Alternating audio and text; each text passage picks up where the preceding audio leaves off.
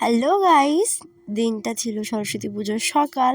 আর এখানে দেখতেই পাচ্ছ আমি সকাল সকাল উঠে পড়েছি। মা আমাকে তুলে দিয়েছিল, তখন হচ্ছে ভোর 6টা। মা এখানে দেখতে পাচ্ছ হলুদ বেটে রেখেছে মাখাবে বলে, আর আমিও বসে পড়েছি এখানে হলুদ মাখার জন্য। তারপরে দেখো মা আমাকে কেমন হলুদ মাখিয়ে ভূত বানিয়ে দিয়েছে, দেখো মাখিয়ে যাচ্ছে। তারপরে আমি স্নান করতে চলে গেছিলাম, স্নান করে এসে নতুন ড্রেস পরে নিয়েছি অঞ্জলি দেওয়ার জন্য। এই যে তারপর একটু ওড়না নিয়ে একটু একটা ইয়াররিংস পরে চুলটাকে ঠিক করে আমি হয়ে গেছি রেডি। তারপর হাতে দোয়াত নিয়ে চলে যাচ্ছিলাম বান্ধবীর বাড়ি অঞ্জলি দিতে। তারপরে ওর বাড়িতে গিয়ে দেখি তখন ঠাকুরমশাই আসেনি। তারপরে কিছুক্ষণ পর ঠাকুরমশাই এসে পুজো দেওয়া শুরু করে দিল। আমরাও কিছুক্ষণ পর এসে বসে পড়েছিলাম অঞ্জলি দেওয়ার জন্য। তারপরে তখনও পুজো কন্টিনিউ হচ্ছিল, আমরা একটু অঞ্জলি দিয়ে নিলাম।